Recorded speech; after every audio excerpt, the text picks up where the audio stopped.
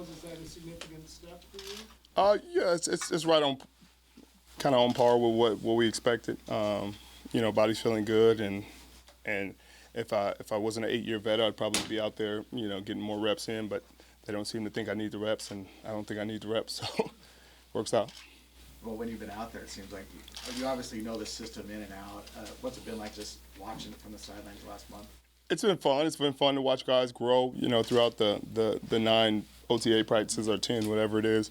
And, but it's also frustrating, knowing, most of the players that are coming and how people are going to attack you, but you can't do anything from the sideline but tell guys where to be and when to be there. And, most of the time they're figuring it out and making big plays. So it's been exciting. You look at the defensive backs and it looks like it's a carbon copy of one another. Was it like that in Seattle where everybody was 6'2", 200 pounds, or is this sort of unique to see so many similar guys? Well, they were looking for that. A lot of times it was guys, 6 foot plus, over 180, 190 pounds.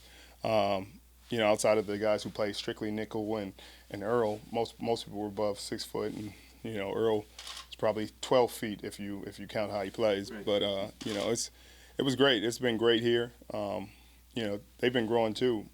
T. Moore and McFadden, those guys have been growing exponentially every day. Tyvis Powell has been having the best OTAs I've seen him have, and obviously you got guys like Spoon who've been just taking that second year leap.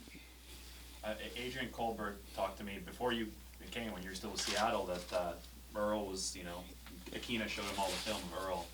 And now you're working with Adrian, and you can kind of tell him stories about playing with Earl. Have you seen kind of a parallel there?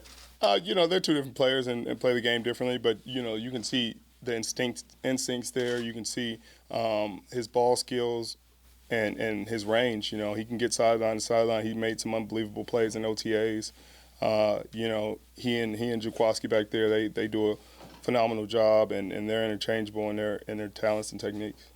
The guys have talked about how you kind of instigated team bonding off the field. Can you talk about how important that is to create the chemistry?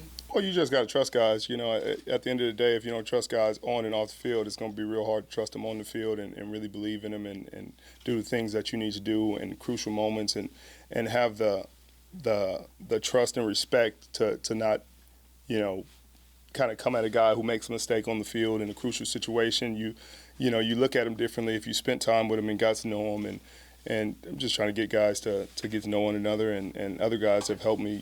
Big Earl Mitchell has done a phenomenal job, so it's been good. Rich, you mentioned when you got here, you mentioned how Jimmy Garoppolo's presence made it more appealing to you. Now that you've had a chance to be around him for a little while, what are your impressions of him, the way he carries himself, things like that? Oh, James is great, man. He's fun. There's other James and James, but that's a story for a different day. But he's been great. He's been phenomenal around the team. He's just another one of the guys. He carries himself well. He executes the offense great. He goes through every single read. His mind works really fast, which is cool to see.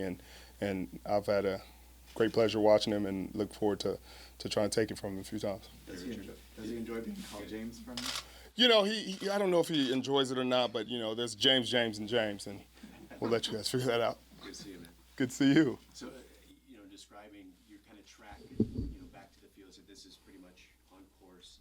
Training camp will be the next step. Is there any excitement left in this recovery? Is everything just sort of aiming for week 1 there? It's excitement. Anytime you get back on the field, you get to compete. Getting back for training camp is going to be a lot of fun, and I'm sure I'll be excited for the first 3 practices out of my mind. Then I'll get back into the rhythm of understanding that it's one practice at a time. But it's been fun. Obviously, I'm excited to get back. My body's feeling like it has before, and so I'm happy about that. The training camp. What do you remember about your very first day, your very first training camp, and were there any words of wisdom from a veteran at the time? I remember thinking we were all getting cut because we were coming off the lockout, and training camp was literally our first day in the building, and we had to practice the second day, so we didn't know the plays, we didn't know any install, we didn't know anything. So we kind of thought we were all getting cut. They were just like, play as hard as you can and leave it all on the field. So that's what we did. We had a game 10 days later, and so I guess it's a different kind of training camp experience from most guys. Richard, obviously your departure was part of it, but is it strange for you from a distance to see how how much that Seattle defense needs to be dismantled, and like even with Earl holding out now? I honestly don't really pay attention to it. Honestly, it is what it is at this point.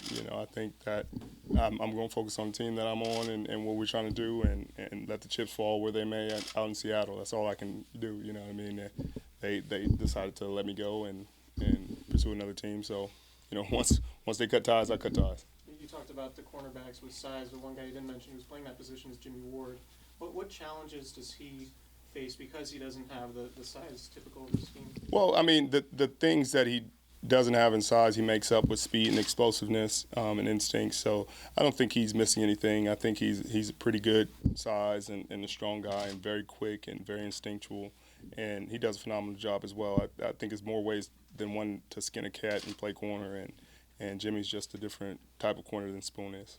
Richard, I think I've got the story right that before the Achilles actually tore, that was not a very healthy Achilles. Right. How long, I guess, that injury, when did that first kind of crop up? It was bothering me from probably middle of OTAs early on in the off season, and then kind of got worse in training camp. But we just kind of backed off, and I practiced here and there, and we just kind of babied it as long as we could until we knew it'd just go. You can't baby it in the game. You can only baby it so much. And that op, I knew what was going to happen when I went for the op, but I thought I was going to get a pick out of it, so I went for it, and I didn't know my leg would give out, and then I wouldn't be able to extend as much as I needed to grab it. So kind of wasted out, but story for a different day.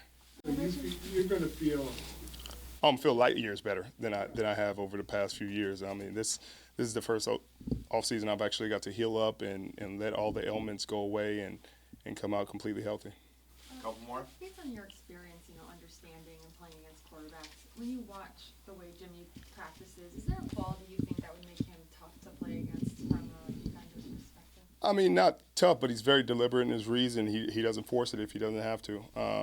You can see a lot of the things that he learned from Tom, and just going through his progression, going through them quick, going through the triangle, his reads from left to right, taking what the defense gives, not forcing, the big play. I think some quarterbacks get impatient and they're like, man, I'm not getting deep ball, I'm not getting a big play, and they force it and it's a mistake. And I think a lot of times he doesn't make that same mistake. From a defender's perspective, is his release quicker, and does that impact how you play? It definitely is pretty quick. It's not A-Rod quick, but it's definitely quicker than most quarterbacks, and it can't really affect how you play, but you just need to read him handoff ball. He's letting it go, and you have to be decisive when you make those decisions. If he takes his hand off the ball and doesn't throw it, I think he'll throw guys off. But when he takes his hand off the ball, you got to be ready to break. Richard, last one, guys. Richard, has the new Anthem policy been at all a conversation? Not really. I think it'll be a little bit more of a conversation the closer we get and the more real it becomes for guys.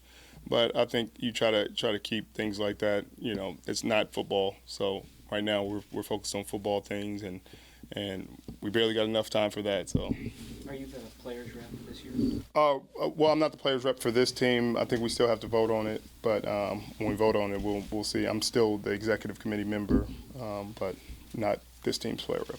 Do you have anything interesting planned between Thursday and training camp? Interesting between Thursday and training camp? No, just grinding, trying to get in shape so I don't look fat when I get out there. All right, thanks, Richard. Thank you.